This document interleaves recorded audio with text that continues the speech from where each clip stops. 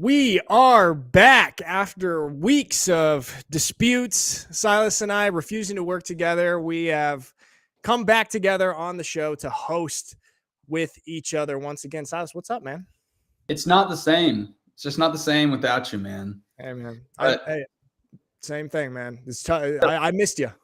What's the deal with the Wi-Fi in Schwäbisch Hall? The deal is Schwäbisch Hall is a beautiful, small, little German town that has terrible Wi-Fi, and that's the deal. And so that's sort of the trade-off when you live here. So hopefully we've got all of our Wi-Fi and technical situation worked out this week. But if I do disappear randomly, Silas, and abandon you, it's going to be the Wi-Fi's fault. Okay, so hopefully if you disappear the rest of the show, I'm bailing on, and I'm just going to talk crap about. Very fair. There we go. All right, guys, all of you in the chat, thank you for joining us here on ELF Live on this beautiful Thursday evening. And we've got a great show for you with a bunch of packed stuff. So first things first, Silas, we got some news coming out of France from the Paris Musketeers franchise. They signed a deal or got a deal with Be In Sports, which is it's a big TV partnership with one of the biggest broadcasters in France, and that's going to be absolutely huge. Actually, I was talking to Jacob Johnson, one of their owners, Jason Johnson, and let me just read what he said. He said, yeah, this deal is huge from a visibility standpoint in France. Have our games on TV there will expose us to the top sports audience in France and further proof of legitimacy for sponsors and in the community. So kind of a big thing there. What are your thoughts on that? Yeah, that's big. The irony is that Jason called me the other day too, and I actually didn't answer. I just missed his call. So it's Jason. Yeah, I would have something to insert into this segment right now if I would have answered that call, but I didn't. That's true. But I do have the. Regardless, it's it's a big deal. Getting American football on regular TV, I think, is crucial. To get people to actually come to games who've never seen it before, because people will flip through it on a channel and just like watch a sport they've never seen, but they're not going to like the chances of them just showing up to a game, American football game, if they have no idea what it is pretty low. Absolutely, dude. And that's the thing. Like when you're on sort of these broadcast channels, some of this traditional media, you can see games sort of passively, just like you said, like flipping through channels and stuff, as opposed to having to go actively seek out on a Game Pass. So it gives the opportunity for new consumers, new fans to discover the sport. So that's huge. And I know I said it a lot, man, but I just really love what the Musketeers are doing, like as an organization. They're all in, man. I would love to go to France and just do some kind of street interviews with the people there and kind of get their feel for how they view American football, because I feel like the French are the ones that I know the least about when it comes to football. Yeah, I know. It's interesting. Like it was interesting being there because I went when the Surge played Paris for the first game of the season last year. I mean, and you know, they've got a lot of good players, man. They had a ton of people. I mean, I think they had like 5,000 people at their first ever home game. And I think there's just a lot of potential there. And obviously just the glamour of Paris as a city. It's good for football in Europe and good for the ELF if the Paris team is doing well. And this is a good sign, you know? I agree. Yeah, they have that going for them too, because it's like if Paris wins, kind of the sport of football wins in Europe. Whereas, you know, if Cologne wins, it's like nobody really cares. I was going to say, how long is it going to take for Silas to take shots at a team? 4 minutes into the show. That's a new record, bro. I mean, think about it, dude. It's like if a team from Germany, another team from Germany wins, especially like a team like Cologne, right? They're right around the corner from Dusseldorf. Right. So that area, that region already has a really good football team that everybody knows about. So it's like, it's not like it's doing a ton for the sport if they get good. True. It's already known and everything. And speaking of that region, we've got some people in the chat. Michael Klein, hello from Dusseldorf. What's up? Who else we got? Servos from Munich. Hello from Berlin. We got people from all over Germany here. And somebody said terrible Wi-Fi and tiny mics. That's a personal shot at me that I will work hard to not be sad about. And hello from Bangkok. Look at that. That's cool. That cool. Is cool. Manuel from Bangkok. What are you? Wait, what are you doing here? Hey, big fan of European League of Football. Are you lost, Manuel? If you are, we're happy to have you. So that's the big news that we've got this week is that TV deal that the Paris Musketeers have with the broadcaster. Big for them, big for the league. Very excited to see Paris Musketeers as a football team and as an organization continue to kill it. Now, let's move on to our world famous signing center, chapter 2 of our show. And Silas, I think you should announce the first signing. Your buddy, your co-host who you replaced me with last year. Go ahead and announce our first signing. Roby, this threw me off, man. Roby's going to the Enthroners. Like, that is confusing right there. That threw me off. We talked to him last week. He's been cryptic about where he's signing for the last few weeks, being extra as he's been known to do.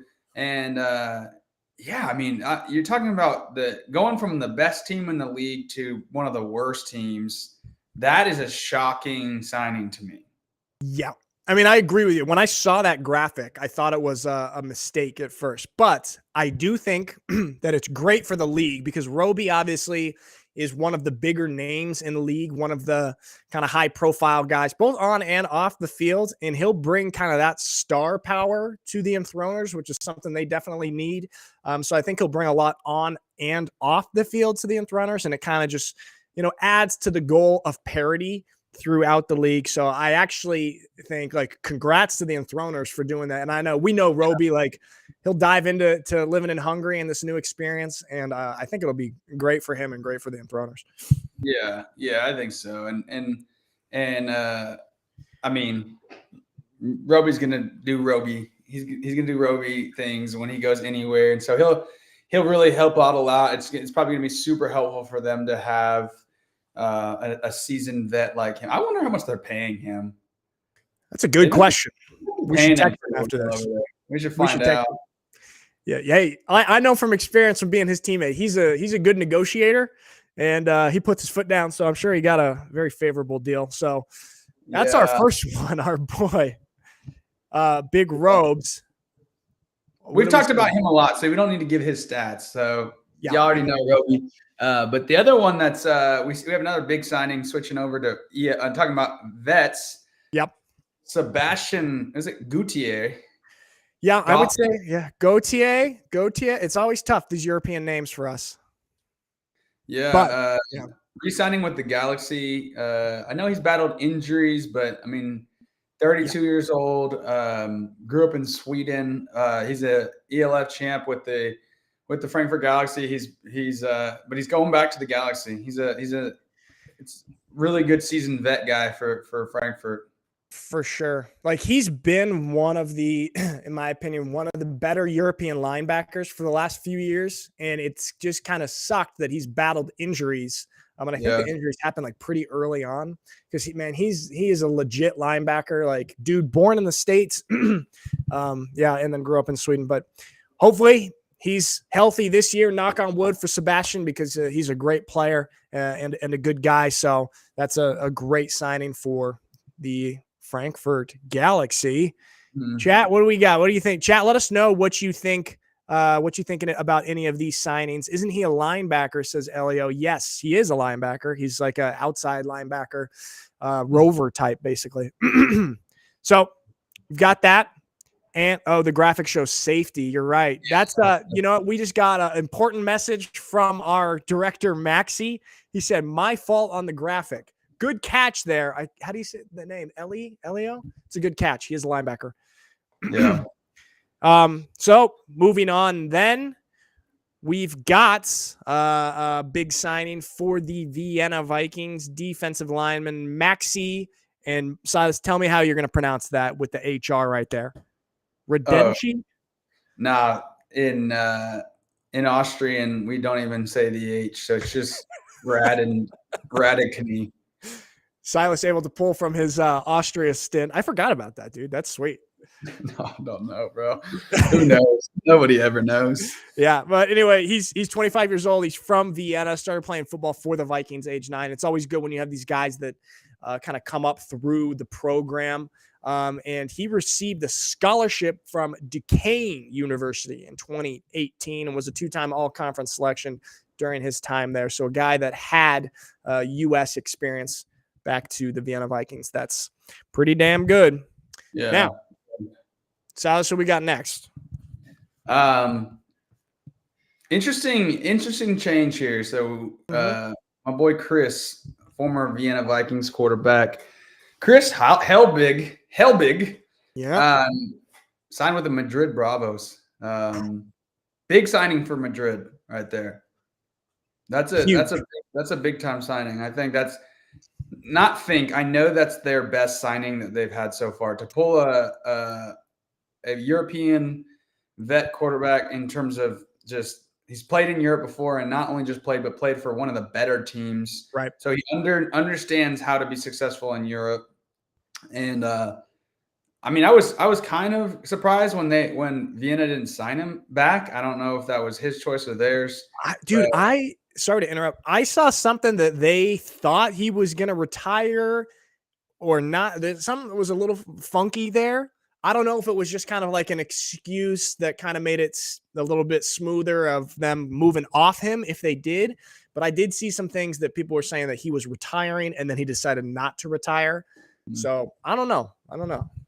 Yeah, that's an interesting situation because Vienna is not known to just switch quarterbacks real quick like that. I mean, you have to have a pretty poor season for Vienna, I think, to just like, all right, we've spent a whole year, invested the whole year, and we're just not going to re-sign you. Like, you'd have to be pretty bad, and he had a pretty dang good season, right? So I don't think that. Yeah, that's interesting.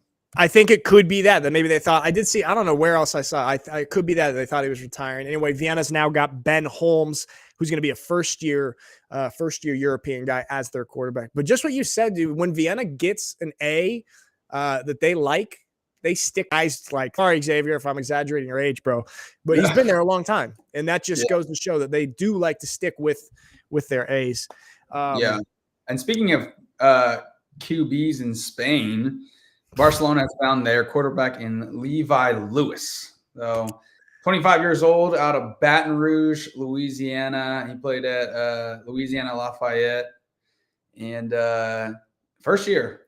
Interesting fact about him, though, he broke Jake Delhomme's TD record, the Carolina Panther legend, and was signed with the Seahawks, spent a little time in the CFL before landing now in Barcelona.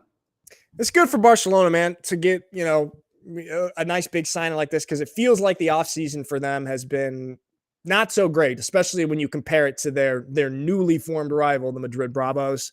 Barcelona just hasn't had those splashy signings that Madrid seems to have. And so this is pretty good for them to have a Division I quarterback. I do, though. We talk about a lot, Silas. The one thing, especially with guys that came from D1A programs, how's he going to adapt to European ball? Right. That's my only question. Because I watched his tape. I mean, he's a damn good player. He can move. He can throw. But how is he going to adjust? So that will be my only question mark. Right. Yep. And how's his O-line, more importantly? Yeah. O-line.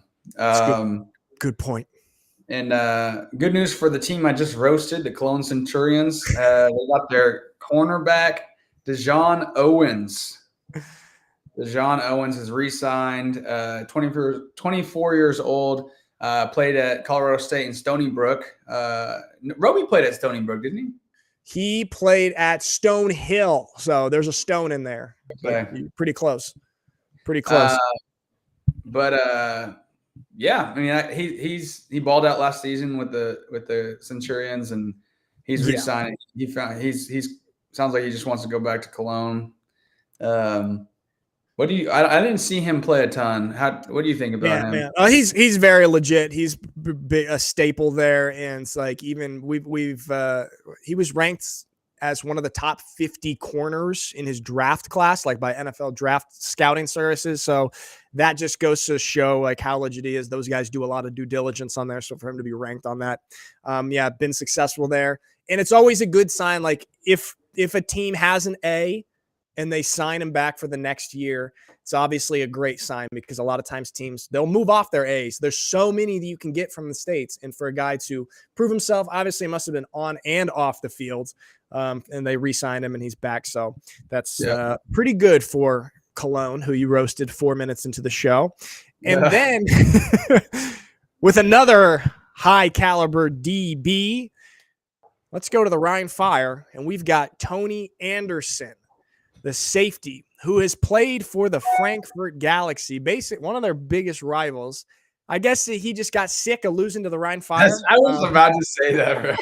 That's literally what I was about to say. He's like, you know what? If you can't beat them, join them. So Tony Anderson is joining the Rhine Fire. Hey, maybe he just likes, Dusseldorf rather than Frankfurt. Maybe it's the city. Beautiful city. Maybe it's not.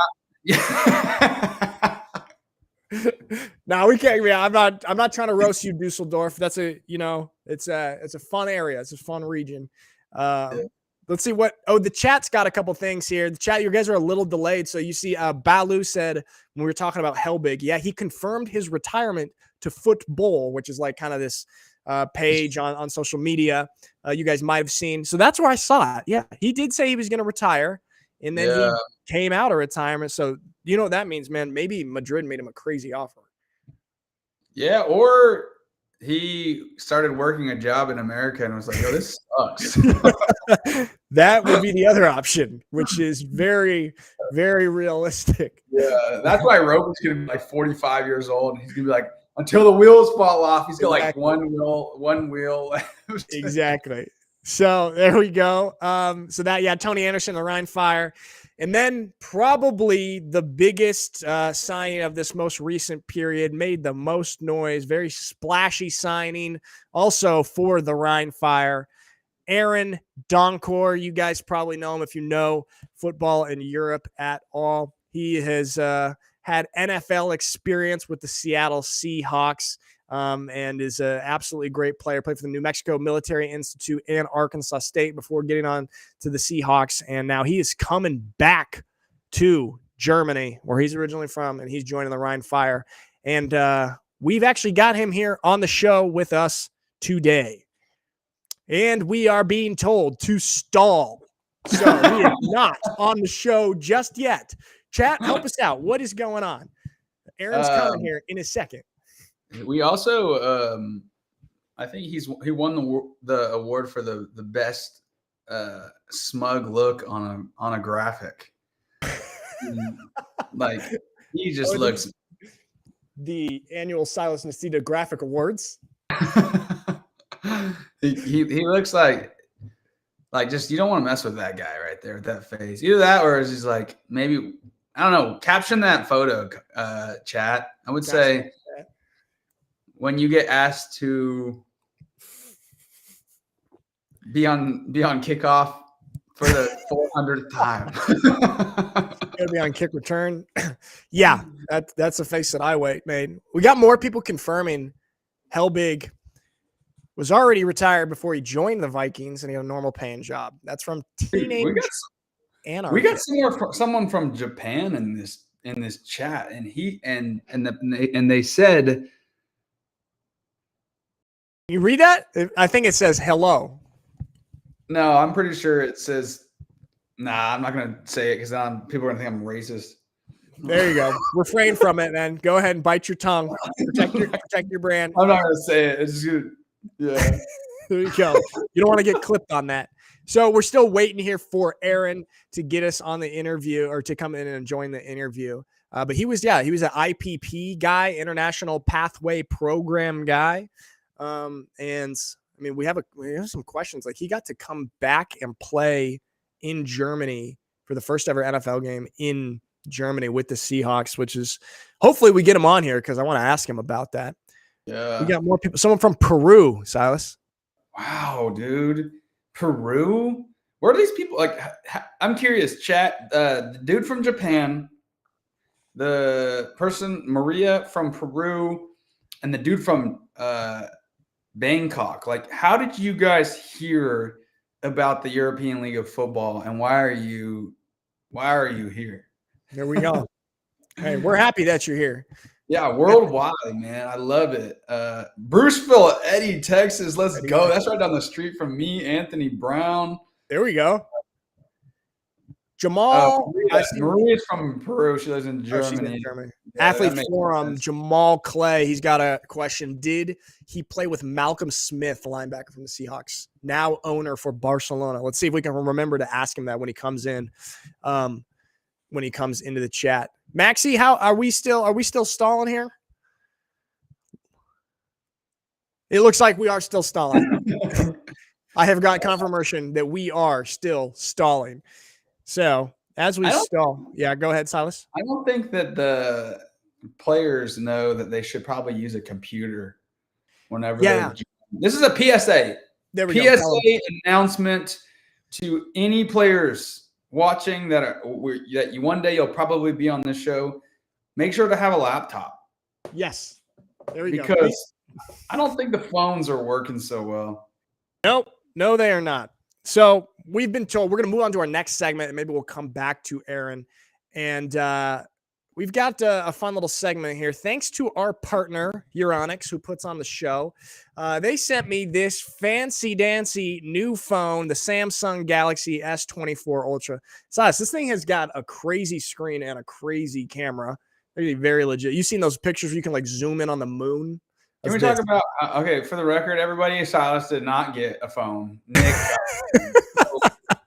My face is not going to be as excited about this new phone as Nick. So, you're not excited for my new phone? Remember, this is the ELF. This is European football, all right? So, of course, naturally, one person gets a phone. You're showing favoritism to the guy in Europe. But I am in the U.S., and it's not yet.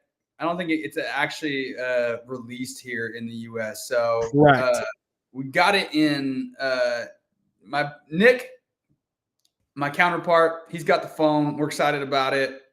There we go. What's so cool about it? So, Silas, here's the thing. Oh, and before we do end this, somebody, Rodney P., Gainesville, Florida listener here, and he said Levi Lewis was a straight up winner at Louisiana Lafayette. So, okay, I watch his tape, man. He's going to be good. So hopefully he can bring a spark to Barcelona.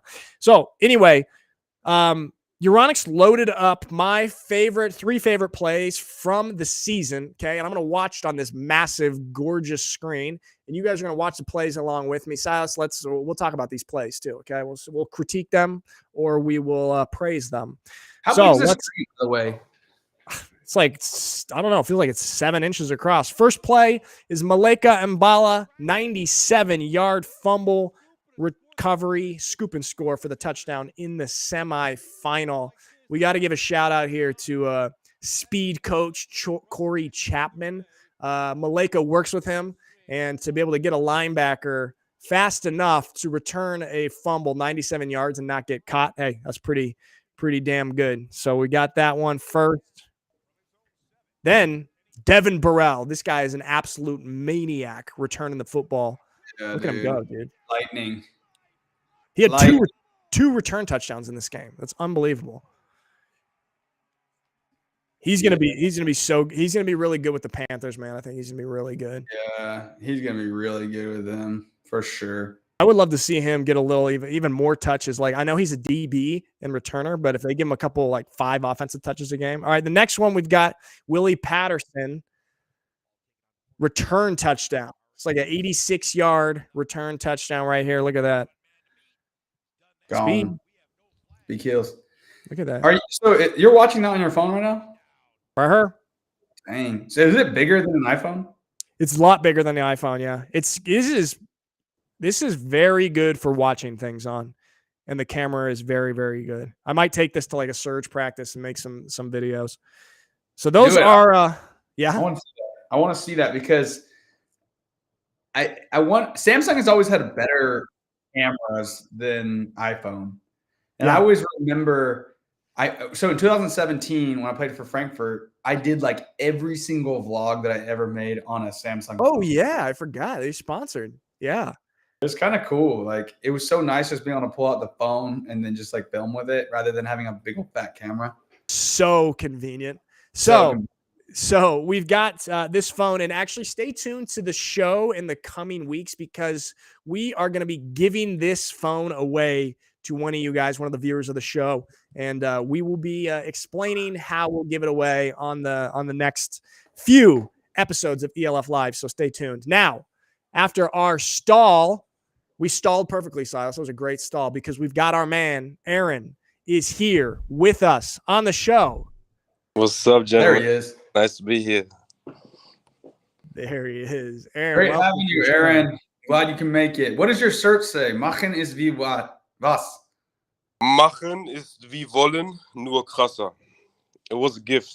It says something like doing is like wanting, just way better. And I did with the message. And it was the shirt I had on under my jacket, so I'm supposed to wear it right now.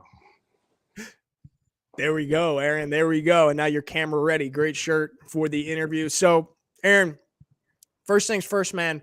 Congrats on signing with the Rhine Fire. It's a big time. Obviously they were the team last year and are looking probably to go back to back. Can you tell us a little bit about why the Rhine Fire was the right move for you at this point in your life? And did you talk to any other ELF teams and consider them? Yes. I'm confident about the decision. I talked with Coach Tom Sula. I have a lot of former teammates on the team, and it just made it a whole package. I know Düsseldorf. I'm very familiar with the area, and I liked it. I liked the whole idea of playing for them. And I think even 2 years ago, we had like a little fan event, like a camp for kids, and we were working hand in hand together. And I don't know, there was always something in me coming back home, in a sense, to the area where I started playing football and represent the area in Düsseldorf and Aachen and Cologne. So I feel really at home there. Aaron, you played basketball at a really high level in Germany. That's correct, right? Yes, I did. Why did you choose to transition to football over basketball? I mean, some people say it would be my height, but I would say yes. And no, I feel like I hit my ceiling a little bit. I was burned out. I feel like people only knew me as like a basketball player back then. It was hard to imagine, but I just want to reinvent myself at that point in my life, try something new, something fresh. And I was looking to study. I was trying to go to college, or maybe go to college here in Germany. And I just needed some structure next to that. So I was looking into football, and it just came easy to me. So I left basketball and found me a new love. So there we go, man. That's a big decision, but it seems like you made the right one. Chat, if you guys have any questions for Aaron, feel free to put them in the chat and we'll ask them if they're good. So put those in there. Aaron, can you talk to us a little bit about your whole experience with the IPP and going into the NFL and playing for the Seattle Seahawks, man? How cool of an experience was that? Can you kind of just walk us through everything on that? Yes, everything is a big word, but I definitely gained a lot of experience from that. I'm very grateful for the experience, for the coaches who guided me through the process, for the people on the journey. I picked up nuggets of wisdom here and there, for the teammates back in Düsseldorf, in college, junior college, and with Seattle. They really the coaches that took an extra minute to coach me, I'm very grateful for them, and they formed me into the player that I am now. So my journey started here in Düsseldorf, and when I came back from college, COVID was happening. And for me, that was an opportunity to just go into the gym and grind. And I'm grateful I had Christian Moore, former NFL player who was really good in like peak performance. And he helped me to taper my 40. I didn't get a pro day back in college. and he had a international pathway program, was looking for talent. So I was like, hey, yeah, right here, you don't have to look far. So yeah, they took a look at me. I went through the process, going to the States and Florida, you know, sharpen my skills, and it was good enough to get an opportunity for the Seahawks. When I was there, I don't feel like I was the NFL caliber player, but especially in the first year, I really picked up a lot of just watching and learning and studying the game. I grew a lot as a player. Year two, I was really eager to get on the field, maybe a little bit too eager. Uh, the opportunity was there, the window was closed, but yeah, I'm grateful. I'm beyond grateful for the Seattle Seahawks for them to put me under their wings and like teaching me the game and being in the room with such great players and such a great organization. And yeah, so I have nothing but good things to say about the IPP program and the Seattle Seahawks and the NFL. Have been treating me well, and now I'm at the point where I say, you know what, I want to get in the best shape possible. I want to play with the guys that I knew from day one, and I'm excited to play for Coach Tom Sula and just put all my talents, just put it to display, put on a show, and what better team to do it with than Ryan Fire, the best team in the ALF. So I'm grateful. I love that, Aaron, man. Well, thanks for coming. All right, Aaron. See you later. Is he back? No, I think he just fell off. But it's crazy. It's crazy how some of these guys that go through the IPP program, like I never even heard of a lot of these guys. Like when we were playing in Germany, a lot of these guys were like new to the sport. And it's just crazy to me that someone who's new to the sport can literally go to the NFL. Like that's a mind-blowing fact. Oh, we have him back, Aaron. Aaron, transitioning right into this question, what was it like going from playing football at a very basic low level in Germany to the NFL? Well, what you learn on the next level is the game is still the game. Like what it comes to, you just deepen your fundamentals, and you play a little bit more chess. You know, you're trying to see what they expect. They know your technique, so they try to play you. You know their technique, and you try to play them. So it's just upper level of chess, I would say, when it comes to the technique part. To the physical part, it's just more physical. People are faster, people are stronger, and so if you get burned or if you make a mistake, they're gonna pick on you. So I think on lower level you might get away with slipping here and there or not bringing your A game. On the next, that's just not the case, which is cool. Yeah. So that's the biggest difference, and I think we all know, like, we can relate to that.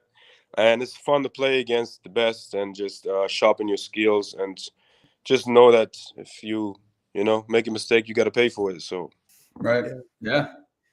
For sure, man. Aaron, while you were over there in Seattle with the Seahawks, did you pay much attention to the European League of Football? Like, I'm sure you were aware that this new league had popped up and was going on, but did you pay much attention to the ELF? I knew who won, just I know who won as the best team, the Rhine Fire. I have a lot of friends who played in the league, and I watched it. I enjoyed it, and I love what's happening right now. I feel like we're gonna look back in 20 years or just 10 years and see how this thing just took off.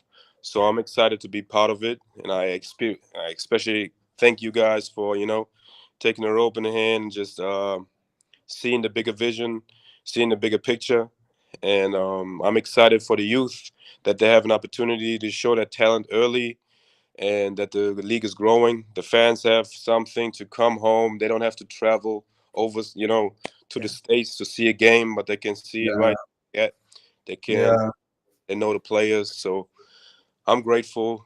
How many people are really like pulling in the same direction. So thank you for me as an athlete, giving me a platform to express myself and everything that God gave me. I appreciate everybody who's doing their part in it. Thanks a lot, Aaron. We appreciate you, man, and what you're bringing back to the league and to the game. Sadly, we got to let you go here in a minute, but last question before we do. If I'm not mistaken, you got to run out. Oh no! What's that? Oh, I thought I'm cut out again, but please. Can you hear me? Can you hear me? Yes, sir, I can. With the Seahawks playing in Germany, you got to be a part of that and run out and I think, did you carry the German flag? Yes, yes, I did. Yeah. How was that moment for you, being, the lone German player on that team and being able to come back to your home country and run out with an NFL team in a German stadium? I mean, it's a movie kind of moment. Yeah. So it's very cool, and to be picked to represent the Seahawks and Germany, there's always a burden with that, but I'm grateful that they had the opportunity to do that, and I hope that I did my part well. And yeah, and it's just a small step for football in Germany, and I think a kid who's been watching the game on TV, or a young man who may be thinking about switching the sport and can see my journey a little bit, hopefully they feel encouraged to try new things and reinvent themselves at any point in their life. So I was 21 and I switched the sport, and things happened, and I had a chance to go to the NFL. So wherever you are in life, just know, you can always reinvent yourself. So I appreciate you very much. Damn, I love that. That's a great send off right there. That's a mic drop moment right there. We appreciate you for coming on the show, man. We appreciate everything you're doing for football in Europe and now coming back to the league. It's just great for everybody involved with football. So we appreciate you, man, and good luck this season.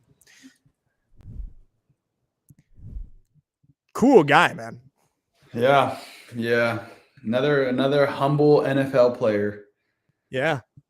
I mean, man, I was really impressed with him, and I loved everything he had to say. And I think that's just so good for the league, man, when guys like that come back.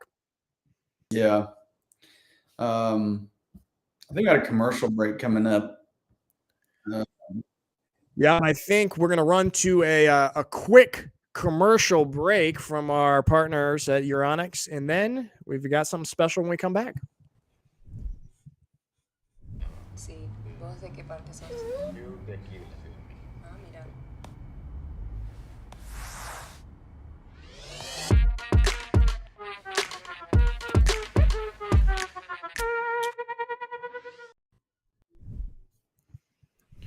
The Samsung. Nice looking phone that I have now. You got a really nice looking phone over there, Nick. Good for me. Good for me. Good for you. I'm really excited for you. I appreciate that, man. I'll let you know how it is. I know. We'll get excited. You one too. I'm definitely gonna test it out when I'm in Germany. Yeah, when the league brings you out here and we go to one of these games and we shoot a little ELF vlog, we'll use these phones, and that's gonna be that. That's what we're gonna do, man. Hey, you might have the new cool Galaxy S24, but I met the CEO of Samsung. That's cool. When I played in Frankfurt, we went to Berlin, and Berlin was launching a new phone at the Samsung store in Alexanderplatz in Berlin, and I threw him a football. I remember that, dude. To the CEO of Samsung. Damn, I remember that when you guys were getting to do all that. That was such a cool time with Frankfurt and having the big Samsung sponsorship. I kept thinking, like, man, you guys get to do such cool stuff. Yeah, you guys were. It was so cool. Yeah, but then we lost to Schwäbisch Hall. Yeah, that's true. I didn't want to say it. I mean, I didn't want to say it, man. It was still cool, but we got to do the cool stuff. You guys just won the German Bowl. That's it. Yeah, no, it was a good trade-off, though. It was a good trade-off. I remember them; those were glorious. We're being told to stall again, guys. We're waiting for another interview, and we can take our time. So, chat, if you got anything to say here, a couple people said what they thought here. Best edge for the Fire said Cyric. Yeah, I think he'll probably play it's talking about Aaron, if he'll play edge or outside backer or what he'll be doing. Okay. Looks like, I think we have got everything in order for our next guest from the Vienna Vikings, a guy who will be returning to the program, one of the best offensive tackles in the European League of Football and on the continent, Alexander Milanovic, coming to the show. Alexander, welcome. Well, hello, guys. Thank you for having me. Ja, wie geht's? Alles gut, alles gut. Bei euch? Yeah, sehr gut, sehr gut. Danke You're schön. the first ever Austrian to receive a D1 scholarship. That's really cool. Yes, sir. Thank you. All that without playing high school football. Yeah, that's impressive, man.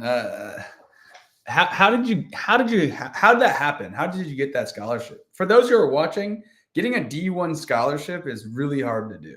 Yeah. And it's about 47 times harder doing it coming from Europe without playing high school football. Yeah. 47, So 48. How'd you do it?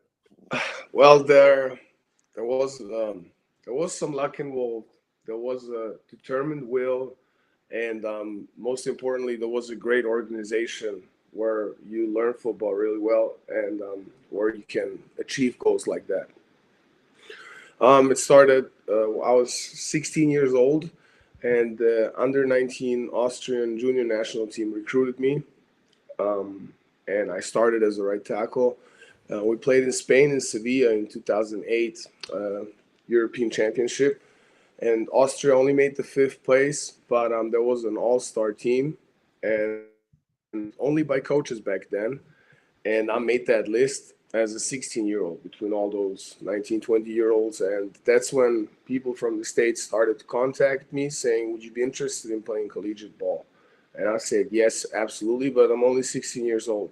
So back then I had a process of 3 years to find out what's an SAT test, what's the NCAA clearinghouse, what is the eligibility center, how to translate your grades, how to take the ACT, how to take the TOEFL, how to get all your paperwork ready that when the moment hits and someone wants to recruit you, you can say, I'm eligible. Yes. So I had no help. I only had a dream. I was like, I'm going to do this. I'm going to do this. I don't care. I'm going to do this. I'm going there. So I went to school for civil engineering. It's a technical college and a school where you don't have to go to university afterwards. It goes for 5 years. You can enter in Austria when you're 15. You graduate normally, and you have to write a thesis about construction something. So even there, I got lucky. One of my classes was a earth science laboratory where you measure the pressure that the ground can withstand so you can build a house on it. That got counted as my national science laboratory for the 16 core courses. Wow. So I got lucky in those aspects. And then, of course, the Vienna Vikings hired a linebacker coach, Jared Vanderbeek. He's a Sac State alumni. And then he told Chris Kaleki about a defensive guy you might want to sign, Michael Brandon. He was a sack leader at Sac State. So those two guys came and played for Vienna. That was my first year of 18 years playing for the grown-ups. So they met me. They saw, okay, they got an 18-year-old kid that can play. And this guy gets pancakes. Like, this guy can play. So they went back to the U.S. and Brandon Collier, who does the school tour, he was my D tackle, my teammate. And he also chopped it up with me and told me, look, man, this and this and this and this and this. You got to go to the summer school camps. They got to see you there. You might gonna get offered if you show them. But you got to do that. You got to go there. Like, without that, you're just sitting in Europe not doing anything. And I graduated from school. My father gave me money for my driver's license, and I took that money and I started to look into flights to go to those camps all by myself. And Jared went back to Sacramento, and his little brother, was still in the program. His dad was a big-time booster of Sac State. So he said, like, Coach Spurbeck, we got a kid there you might want to look into. He's in Vienna. He's a big guy. He can play D1. They got my highlight. They called me, and I was already planning to go to summer camps. I got an email from Alabama back then. Yeah, you're just a big kid from Vienna. Just stop by, come to that camp. I wanted to go to Oregon State. I knew a guy there that knew Coach Riley, the head coach. Go He Bees. said, "Come to the office. I'm telling you, you ain't leaving without a scholarship." And their Liberty University offered me in Virginia. They already had 4 German players there. They told me, "Don't come here. It's a Christian school. You might not gonna like it. Try to go somewhere else. Don't go D1AA. Try to go D1A so you don't have to transfer down." And then Sacramento State called me, and Coach Spurbeck said, "We would like to offer you half a scholarship." And I knew back then D1AA can only offer so much, and D1A has the full rights. Yeah. And I told pretty much Coach Spurbeck, with all due respect, I think I'm better than half a scholarship. I appreciate the offer, but I'm not going if it's not a full ride. Like, my parents can't pay for school. And they're like, okay. And I was like, look, anyways, I'm going to Oregon State first. Sacramento State was second on the list of my visits. So if anything, I'm going to go to Corvallis, and then I'm going to come down to Sac. I didn't know that Sac State was playing Oregon State that year. Oh, I didn't know that. And he told me then, okay, I'll call you back in a few hours, all right? So, all right. Put the phone down, and then he called me again and said, look, we're going to offer you a full ride under one condition. You do not visit Oregon State. Me being naive and 18, not knowing that's an NCAA violation, bluffed the man out. I bluffed him out, and I was like, after one day, I said, I'm going to call you back in 2-3 days. Called him back the next day, accepted the offer. Graduated a few weeks later, and in August, I was in camp. Oh, that's a masterclass right there in negotiation. Look at that. Damn, And then, dude. of course, That's I had great film because I played for the Vikings. Yeah. Great league. We played Euro Bowl, Berlin, Paris. I was lucky. Not only doing all that and being a good player, I was just in the right place at the right time as well. So Vienna Vikings were the organization where I had the chance to improve to that way and become that good to even get a shot at D1. Man, that's an awesome story, bro. And there's like so much determination and just figuring out and making your dream happen. So kudos to you, man. And we got a couple messages in the chat here from you or for you. Best tackle, but more importantly, best or leader in the ELF. That's from Coach Danny Mitchell, who I think you played for a couple of years ago. Danny, a great guy. Love you, Coach Mitch. Alex Malchow Milanovic is a beast. Hey, this guy goes crazy on Twitter. He has great ELF Twitter takes. I give him a shout out. Euroball Chow on Twitter there. So, man, that's an incredible story and an incredible journey to get yourself to that level and play Division I football coming from Vienna. Now, can you talk to us a little bit about now coming back to Europe? I know you played in Bosnia a little bit before going to the Vikings. Can you talk a little bit about your European football experience after getting this college football experience? So I came back in 2017. My goal was during the military service to play for the Vikings and get the title back. The Raiders were back then dominating 3-4 years in a row. I came back from the US and I said, it's going to stop now. Hell no. No more Raiders this, no more Raiders that. I don't care. We're the capital city and we play a specific kind of football, and we're going to come back to that. And with Kevin Burke, we won the championship. And 2018, my quarterback from Sac State, Garrett Saffron, came to Vienna. So that was another great year. But then I kind of had the feeling I want to play at least once in my lifetime pro. I want to say that I get paid for football. And back then, Austrians in Austria for a club team did not get paid. And there was not a way to get paid. They haven't done it before. They're not going to do it for me now. Yeah. So I told myself, all right, let's look out. There was Braunschweig recruiting heavily. They flew me out to Hannover. I talked to Helsinki and other teams, and then I ultimately decided going to the Helsinki Roosters in 2019. That's also why I believe the Austria-Finland connection that we have right now is so great and so strong. And I've seen football there, and Finland plays good football. Oh, they play good ball. Yes. So going there, having a new import rule, like 8 imports there, all Europeans, Americans, 4-piece, 2 in offense and 2 in defense. I loved it. So there was competition all over the place. Any good day, anyone can beat anyone in the Wachterliga. And we won the ship with the cruise, and I really loved the experience, and I loved the time, and I love Finland and everything about that country. And then Corona happened. I was supposed to go to Toronto to the CFL Combine after being in Italy, and I got invited with Dustin Electrico, and yeah, a global pandemic hit. Yeah. So I thought, good, I'm never going to play football again. I'm 29 and a half, about to turn 30. We're locked up in our apartments. I have no idea if I'm ever going to play again. Yeah. And I just kept working out. The CFL thing didn't happen. They blew it up. They said 2 times now we're doing it, and then we're not doing it. And I heard about a team in Bosnia, close to the hometown of my parents, in the Serbian part of Bosnia, the Republika Srpska, and the capital is Banja Luka.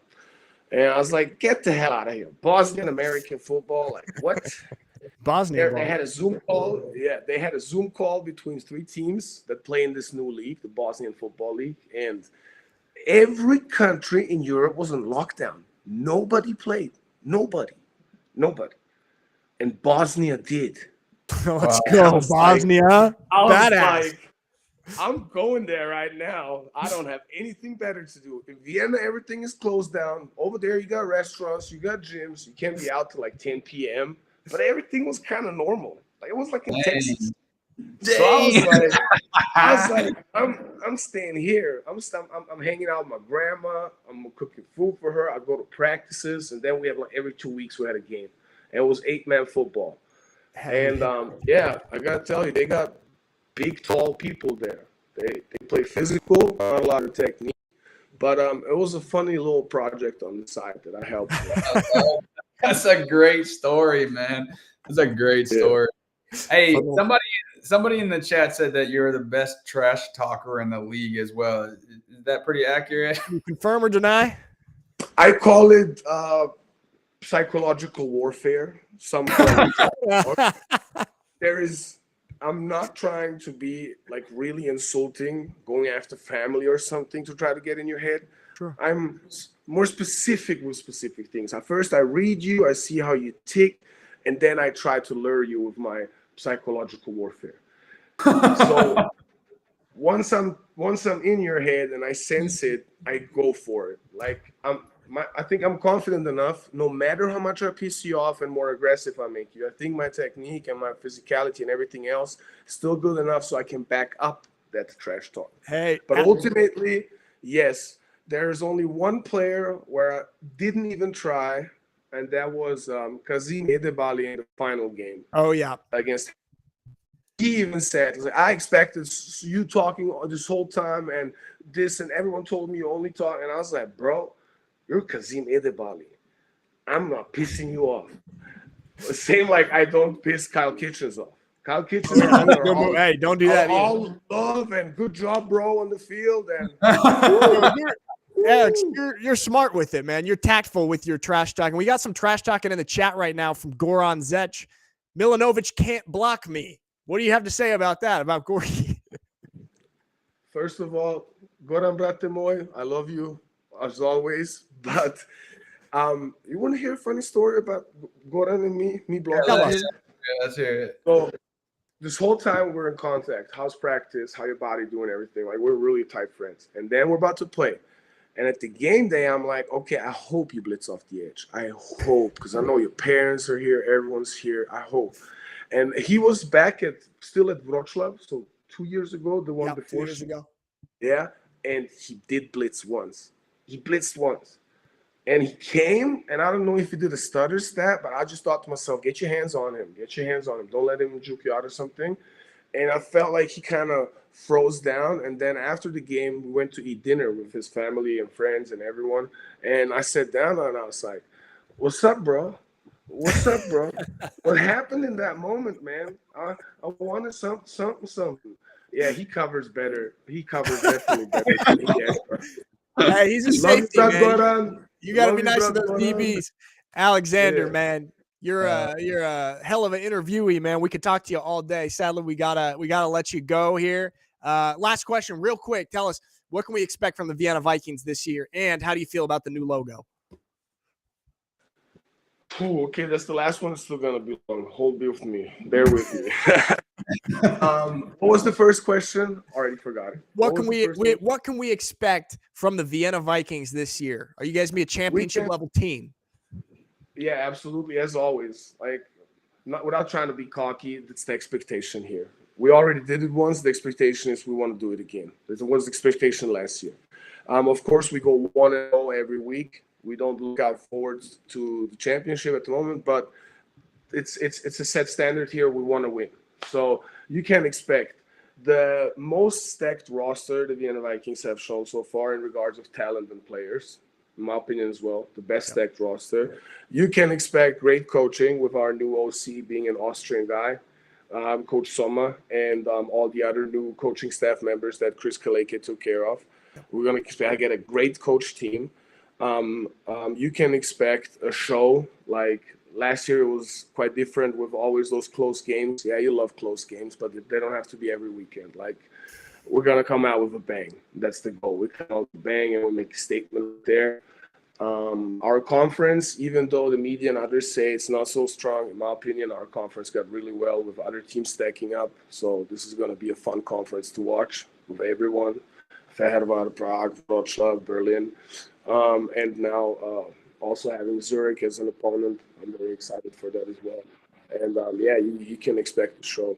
And to the second question with the logo, I have found out the Vikings need to do something new and they need to improve themselves. Like you can see the club Vienna Vikings is a different thing from the franchise. The franchise was built towards people that have a vision. And our owner, Robin Lumsden, is definitely a guy who has that vision. He played football himself. He was a quarterback. He's a player's guy, and he's a guy that makes moves, and he makes things happen. So with the new reinvented logo, new approach to the whole organization, you got to understand, at the Vienna Vikings, we have not only really great facilities, a great gym you can go to, all the things a player needs. Like every player has his own brand new refurbished apartment. That's very important. Everyone needs his own space. We're not stacking them up together. And it sounds like a little difference to a multi-people apartment. It is. We have cool incentives and goodies for players. We have a meal plan here. That we're trying to establish through the last years and really got it stuck through. Like everything is improving year by year. And that's why also it has to come with a new logo. And we decided for a new logo. I'm going to be honest. At the beginning, I was I don't know. It still grows on me, but I think I'm liking it more and more every day I look at it. Because it is a new identity.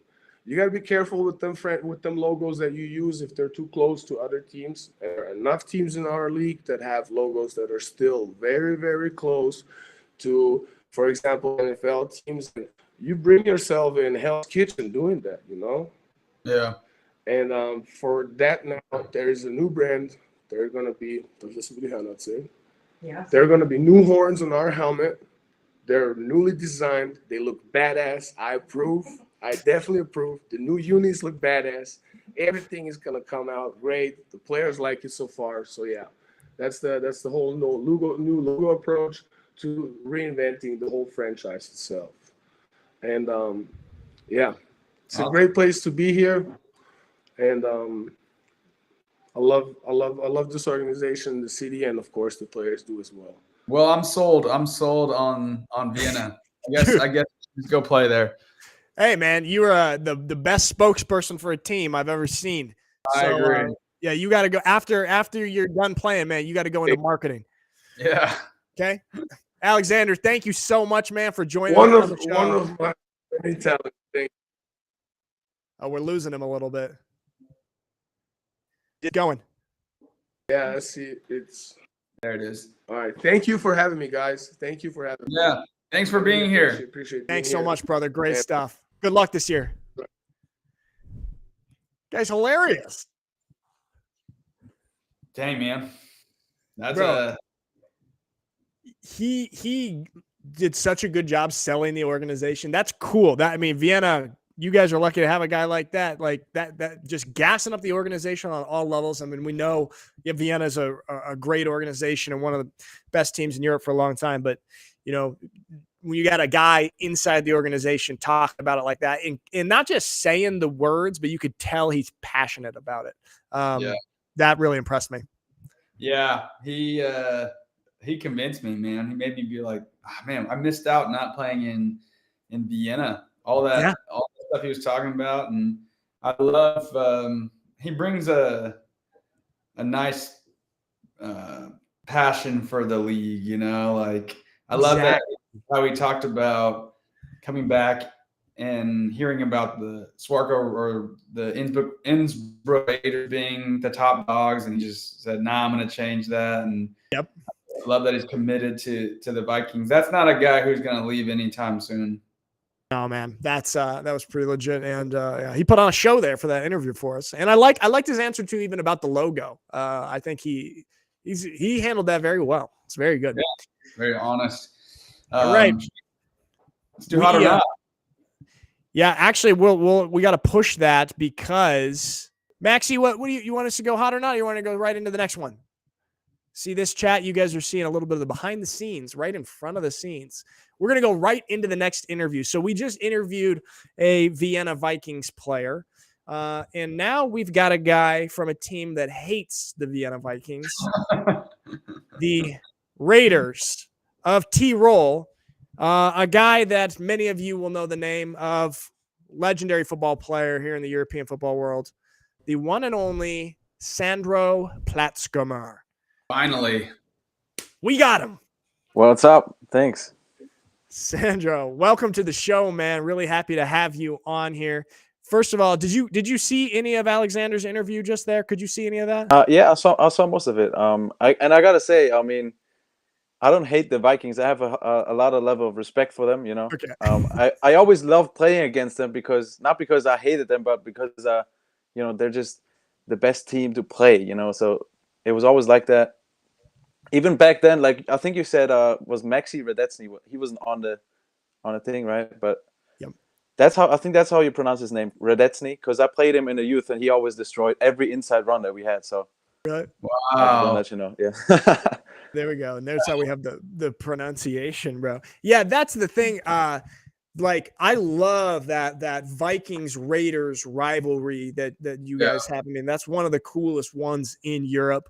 And as of late, the Vikings have been having a little bit more success. How do you feel about that? And do you think that in the coming future, the Raiders will be able to turn that around? Yeah, I hope so. I mean, obviously, when I was watching from New York still, that was kind of a thing. It's like, man, I can't believe, like, how do we not beat the Vikings anymore? You know, like we used to. And that was a big reason and why I wanted to come back. Just kind of like what Alexander just said, you know. Obviously, everything kind of was a little different. So I'm really focused on my recovery and medicine right now. But I hope so. I hope. I think week 2, right? Is it week 2? Raiders are playing the Vikings. Yeah. Yeah, I think that's right. Yeah, it's going to be a big one. Yep. Yeah. Speaking of recovery, how is your rehab going with your knee? It's going well. It's going really well. I wanted it to be like a record 6-month recovery, and I kind of know, like I've seen Saquon recover. I've seen some Giants players, and when you have like a complicated ACL, like 6 months is really not possible. But I was trying to see if I can maybe do it in January, and then I was going to be in the US doing some workouts for the UFL. But you know, I kind of go the more healthy route. Actually, take the 10 to 12 months. You know, I think I'll be around that range. Like I think Wanda Robinson for the Giants did it last year. Saquon did around that range. So Sterling Shepard did. I think it's I'm doing everything for it. You know, so we'll see how that goes. Yeah, man, that's great, and everyone wants to see you get back on the field. You touched a little bit on the New York Giants stuff. Obviously, everybody knows about your time in the NFL with the New York Giants. You were over there for a while, man. Can you talk to us just a little bit about that experience and how that shaped you and grew you as both a football player and as a man off the field, being able to play for the New York Giants? Yeah, it was a great time. Obviously, the first year was kind of tough with COVID. Like, there was no preseason games. I knew I was not going to get any reps in practice because there's no chance they're going to put in somebody that hasn't even played college football, you know? Yeah. So the first year was kind of tough. Obviously, second year, I was really motivated. I kind of felt like I can do this, and I showed that in the first game against the Jets. I had a great time. I met a lot of great people, not just players, but people on the organization. The team doctor who's a great guy. Some orthopedic doctors that work for the team that I've just interned with in January in New York. So that's really cool. So some really good people. I'm really glad I made that experience, and I would have, even if I might have gotten more plays on different teams, I would never want to do it differently. Yeah. Sandro, talk about just your thoughts on what the European League of Football is doing in terms of increasing the talent in the competition of the games themselves, because I know you played most of your career, or if not all of your career, before in the Austrian Football League. When you came back and you saw the competition, what did you think of it? I think it definitely got a little better. I think there's definitely more talent. There's more hype about it. Just more media attention and everything. I think they're doing a good job with that, and it's hard to say. Like I was kind of curious at it. I was like, I've never played all these teams and Munich Ravens, whatever. So I was excited that obviously it kind of didn't really work. Barely ever played, because of injury wise, but. When I did play a few snaps, I feel like, I think it got better. I think it definitely, and it's getting better every year. Like, I think Coach Jordan Newman said it recently, right? That Americans used to be better at football, and nowadays it's not always the case. You get an American player to Europe, and then he ends up not necessarily being much better than some of the best Europeans playing here. I think that speaks a lot. Exactly, Right. man. And I mean, you're a great example of that. I mean, you play. I remember playing you, man. I don't know if you remember this. It was 2016. It was for the Big Six. Okay, and you were young back. You were like 18, 19. And I remember. I think that was my. Yep. Be like, dude, this guy is like a European Christian McCaffrey. I mean, I was really impressed with it back then. And you're just a great example of the talent that we've got here in Europe. And it kind of plays to what Coach Jordan Newman was saying there as well. I know you got to play. I know your season was cut short last year, but you got to get on the field with your brother, right? How was that coming back after all the time in the States to be able to take the field with your brother? It was cool. I mean, quite honestly, we played together in the youth, especially at U12. When I was like 9 and 10, he was 11 and 12. We played together. And then obviously, was it 2014, 15 to 19? That was 5 years of playing together, Yeah. Basically winning everything. And we kind of got into like, we always took like this picture with the trophy after every game or after every year, because we always won some championship every year. And that was a lot of fun. Last year, it's really that's one of the things that I really was looking forward to again. Obviously, I was kind of like focused on. I was kind of playing with an injury back then. I was playing with that foot injury. I was like on painkillers. I was focused on that, so I kind of couldn't really take it all in, if that makes sense. Yeah. I kind of so sometimes you have plans and it doesn't work out. It just, you got to accept it. That's kind of part of the game, right? For sure, man. There's a lot to learn within football off the season or off the field as well. And Sandro, I don't know if you have any concrete plans yet for this year, this upcoming season. Do you know? Are you going to be playing with the Raiders again, or is that something that you've made a decision on? I have not yet. Like I said, I had so much on my plate, kind of rethinking my entire like plan about where I want to do medicine, what I want to do. Right. I can't do UFL anymore, which I was trying to do. It's not really making sense because I won't be healthy until probably like June or so. Yep. So the only other league that would really be, and obviously the NFL with the new international rules, possibly, that can always come up. But I talked to some of the teams that my agent did, and they kind of want to see me healthy again. After an ACL, you can't just sign someone, especially if I wasn't like Saquon Barkley. But Obviously, CFL is still kind of a deal, which I considered last year as well. I'm probably gonna go with medicine just to, because I don't know for sure. You never know 100%. Like, is your knee gonna be fine? Is it not gonna be fine? Like, something to realize if when you tear your ACL and like that, you can't walk for a while. It's like, well, football is not for everybody, or like football is not forever. That's what I want to say. And so I'm kind of focusing on, if I'm staying in Europe, I'm definitely focusing on medicine. That's what I want to do, and that's what I've always done. Like, even when I played for the Raiders from 2016, well, 2015 I was still in school, but 2016 to 19 I was in medical school. Like, that's what I did next to football. So it was not just football only that I did. I think in Europe that's kind of like the way it is. It's like it's not like a full-on pro job. It's like a half semi-pro thing compared to the US, which I had the last few years. So I think that's really how I approach it. Exactly, man. Yeah, like you got to take everything into your life into account. The off the field stuff, what you're doing off the field, of like where you and some people in the chat, somebody did say Frankfurt would suit you. Oh, and then somebody else said rehabbing definitely makes you reflect. Yeah, that's for damn sure, man. Oh yeah, yeah. It's a mental thing you go through. Definitely. Like, I had a lot of things on my plate in the past. Even being a European in NFL is a big challenge. Mentally as well. And I've dealt with some injuries before, but this is something different. And it's, what, I always say this.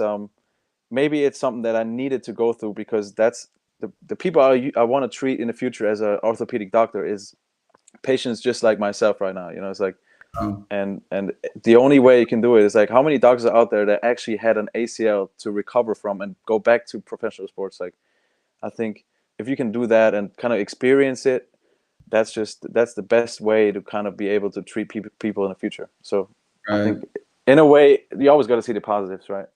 Yeah, absolutely. Well, Sandro, I always admired you and the way you played. I think the first time I saw you play was probably around the same time that Nick played against you, because I think I might have just watched the highlights or tuned in that game just because I knew Nick was playing in that game, and you were the first European player that I looked at and thought, wow, there's actually some really talented players out here. The way you even moved on the field was different than any of the things I had seen before. And so what you've done for the sport is huge. And I'm excited to see how you just continue to impact the game here. I appreciate it. I mean, to be honest, I talked to Lourinho Walsh. Did you play with him once? I think you might have. Maybe not. He played for Frankfurt, I think. Oh, yep. Yeah. And yep. And he lives in the US, right?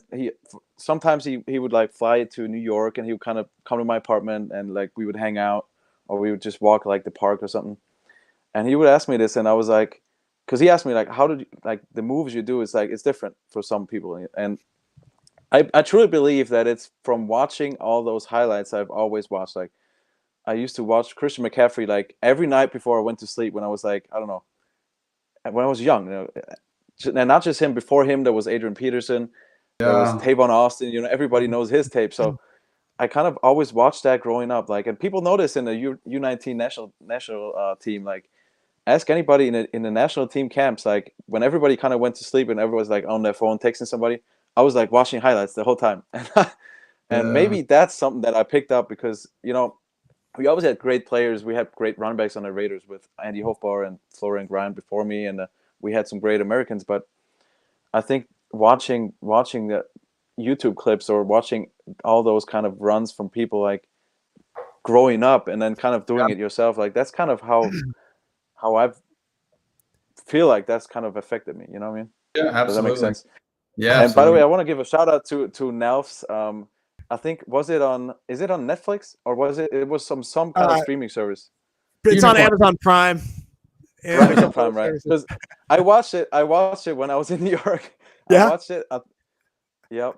And it was interesting to see it from a different perspective, because we saw it like, well, there's Schwäbisch Hall coming to town, and they're kind of like the second best team in Germany, and I think we played really well that game. I think. Oh yeah, man. I gotta pretty I good, gotta yeah. say that obviously that game was a key point in the movie, and I had to edit that. And so I had to, editing takes such a long time. And so I had to go over that footage of you just toasting us over and over again, man, just for months staring at this, like editing footage of you just juking me. I'm like falling over.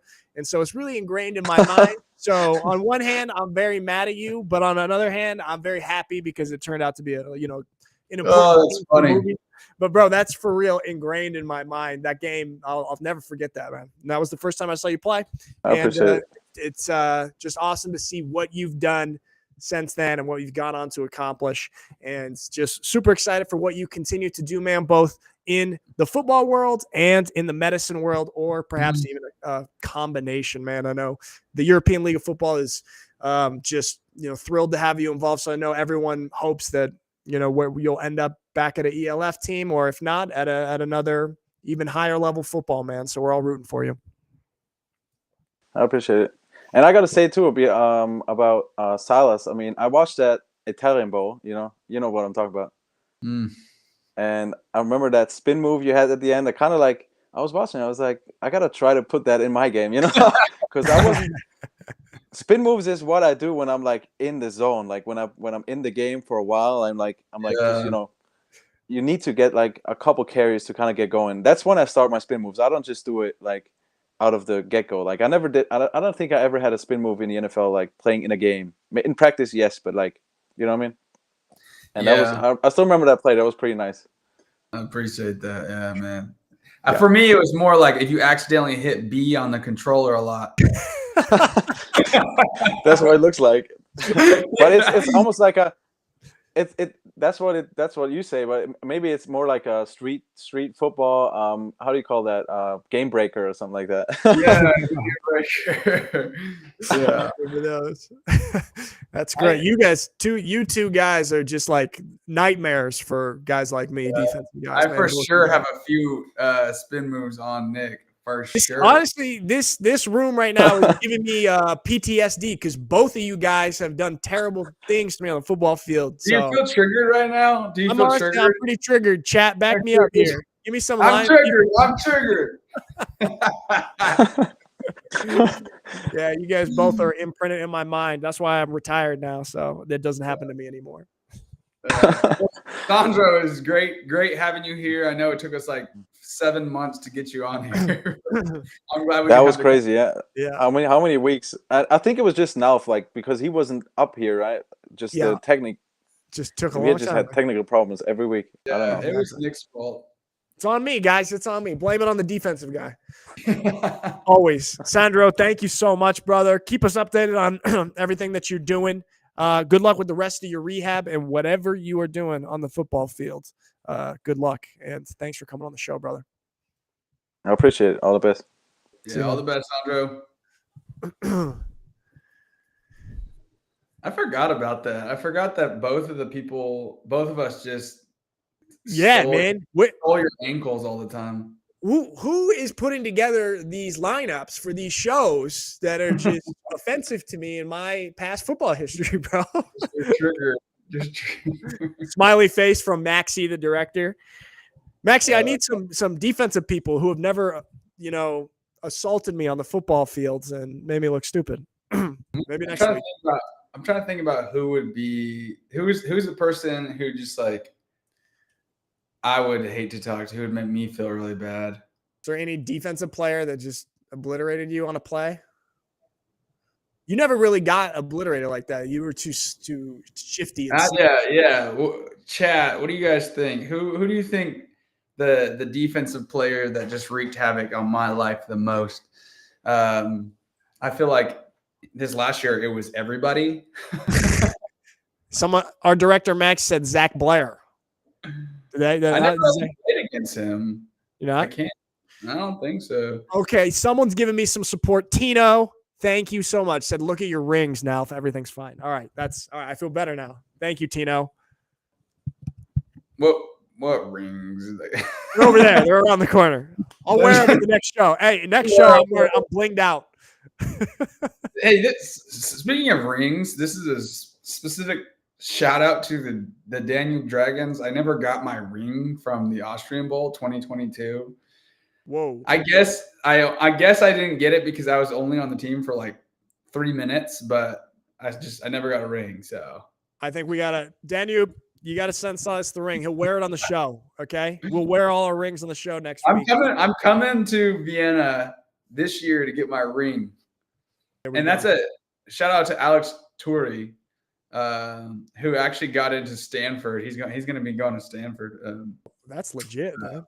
But I'm gonna also shout at him and make sure he knows that I never got my ring. There you go. There you go.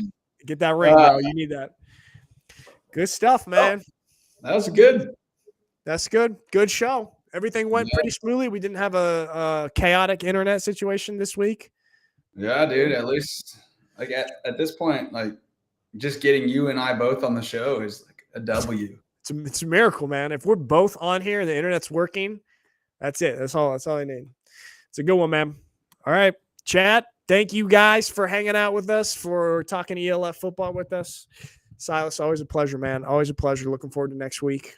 And I'm going to go finally eat my dinner now. Yeah. Appreciate you guys. We'll see you next week. Yeah. Lastly, we got something. Maxie, what exactly is it? There's a press conference that's going to be live on the channels here, I think on Monday, about the championship game. Yep, Monday. So check out the channels for this press conference that's going to be happening on Monday. All right. That's it, guys. Thank you. Peace.